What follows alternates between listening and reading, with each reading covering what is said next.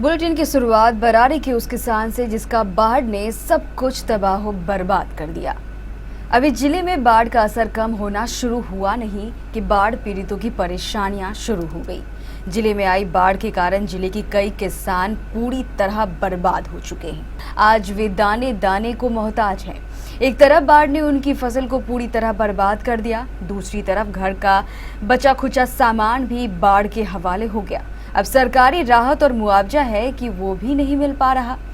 सरकारी अधिकारी अभी सूची बनाने में ही व्यस्त हैं। ऐसे हालात में ये बेचारे किसान जाएं तो कहां जाएं। बरारी के बाढ़ पीड़ित किसानों का आज यही हाल है। रहने को घर नहीं है और खाने को दाना नहीं। फसल जो थी वे बाढ़ ले गई। मुआवजा कब आएगा कुछ पता नहीं। रोते रोते इनके आंखों के आंसू सूख गए हैं, लेकिन इनकी सुनने वाला कोई नहीं। यहाँ जो फसल का नुकसान 100% नुकसान हो चुका है। यहाँ के किसान भुखमरी के कगार पर है। धान फूट करके 10 दिन में होने वाला था, महीना भर में होने वाला था।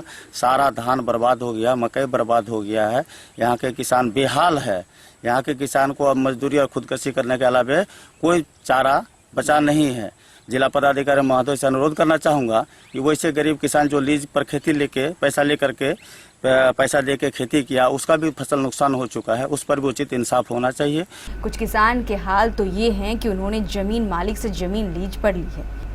अब उनका कहना है कि क्षति तो उनकी हुई है, लेकिन मुआवजे की राशि पर जमीन मालिक हक जता रहे हैं। 2-2.5 एकड़ खेती किए थे, तो टोटल ये लीज पर लेके किए हैं खेती। जमींदार को तो पैसा दे के लीज दे के भर के हम खेती किए हैं, तो उसमें सारा फसल हमारा बर्बाद हो गया है, नुकसान हो गया है सब। डीएम महोदय इस बिंदु पर विचार करके उचित मुआवजा दिया जाए। लीज पर लेके खेती किए थे, तो ये क्षतिपूर्ति वाला पैसा हमें मिलेगा या जमींदार को मिलेगा? नुकसान तो हमारा हुआ है, जमींदार तो पैसा लेके बैठा हुआ है। समूचा गल गया है। आज इस स्थिति में हम क्या करके खाएंगे, क्या करेंगे नहीं करेंगे, हमारा समझ में नहीं आता है। और दूसरा खेती कैसे करेंगे तो सो भी समझ में नहीं आता है।